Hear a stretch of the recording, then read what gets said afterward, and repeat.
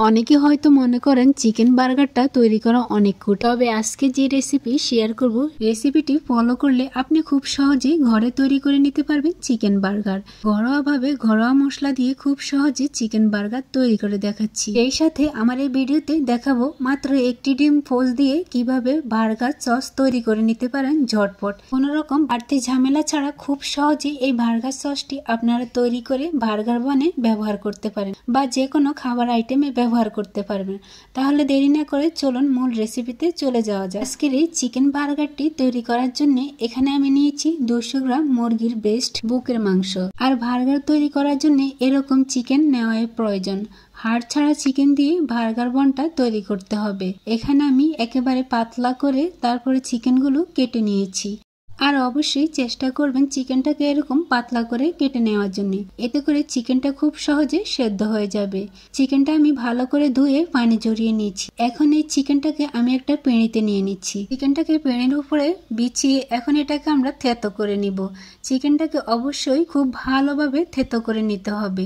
সবগুলো চিকেন একইভাবে থেতো করে নিতে হবে। এই মাংসটা ছুটবে না, এটার গায়ে লেগে থাকবে, কিন্তু এটা একেবারে খুলে খুলে আসবে। এরকম ভাবে থেতো করে নিতে হবে।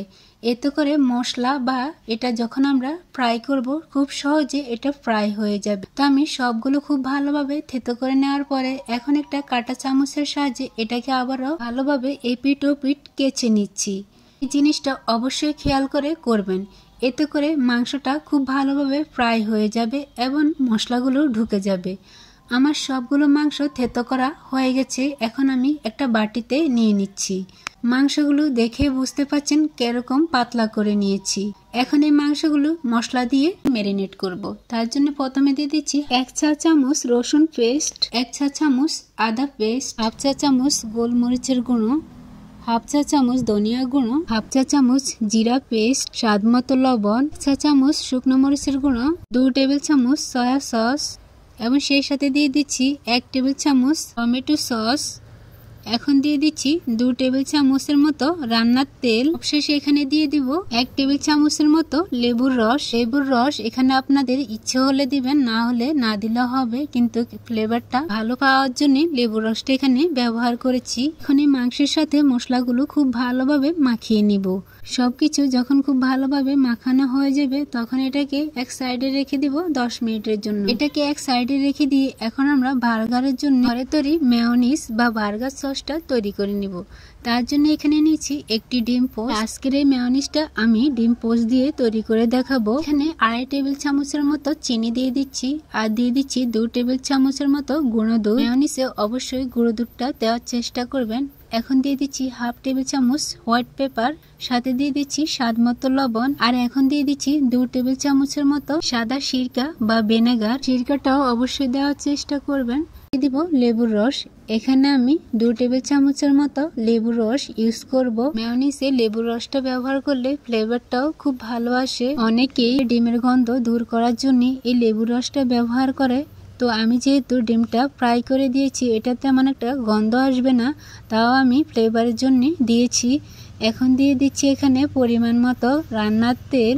তেলটা আমি একেবারেই দিয়ে দিচ্ছি। আপনারা চাইলে ব্লেন্ড করার সময় কিছুক্ষণ পর পর তেল দিয়ে এর ঘনত্বের উপর ভিত্তি করে তেলটা দিতে পারেন। আমি একেবারে দিয়ে দিচ্ছি। এখানে 1/2 কাপের মতো তেল ব্যবহার করেছি। এখন দিয়ে দিচ্ছি 7-8টার মতো রসুনের কোয়া।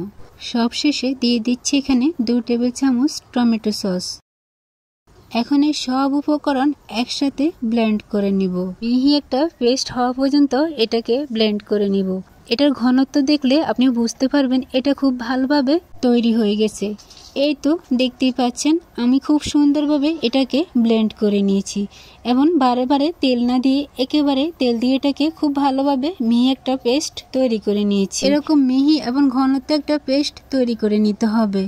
দেখতেই পাচ্ছেন, এটা দেখলে বোঝার উপায় নাই যে এটা আপনি ঘরে তৈরি করে নিয়েছেন। হাতে খুব অল্প সময় এই সসটা আপনি ঘরে তৈরি করে নিতে পারবেন। এখন আমরা চিকেন বার্গার তৈরি করার জন্য বানগুলো এবং চিকেনগুলোকে ফ্রাই করে নিব। এখানে কয়েকটি বান নিয়েছি আর এই বানগুলো দিয়ে বার্গারগুলো তৈরি করে নিব। এখন এই বানগুলোর মাঝখান দিয়ে কেটে এটাকে আলাদা করে নিব, তবে পুরোপুরি আলাদা করব না, কিছু অংশ লেগে থাকবে। এইভাবে সবগুলো বান আমি মাঝখান দিয়ে কেটে নেব।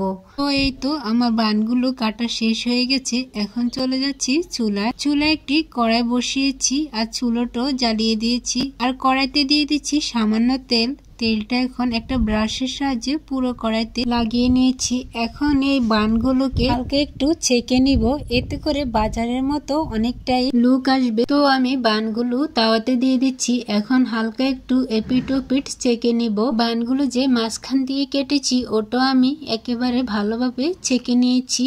তো আমি একে একে সবগুলো বান এইভাবে ছেঁকে নিয়েছি এবং তুলে নিচ্ছি। আমার সবগুলো বান ছাকা হয়ে গেছে।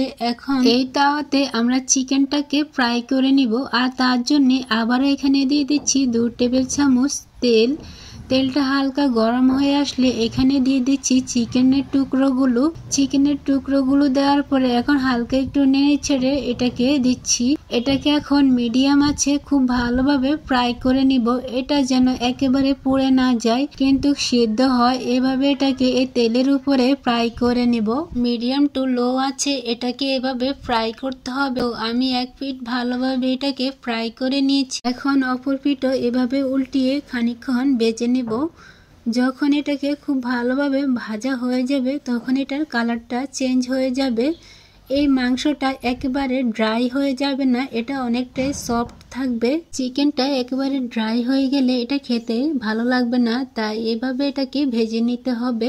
একইভাবে আমি সবগুলো চিকেন ভেজে নিয়েছি। তো এই তো আমার সবকিছু রেডি হয়ে গেছে। এখন আমি এখানে নিয়েছি একটি বান, যে বানগুলো আমি ছেঁকে নিয়েছি। পুরো বানে খুব ভালোভাবে মেয়োনিজটা দিয়ে দিব।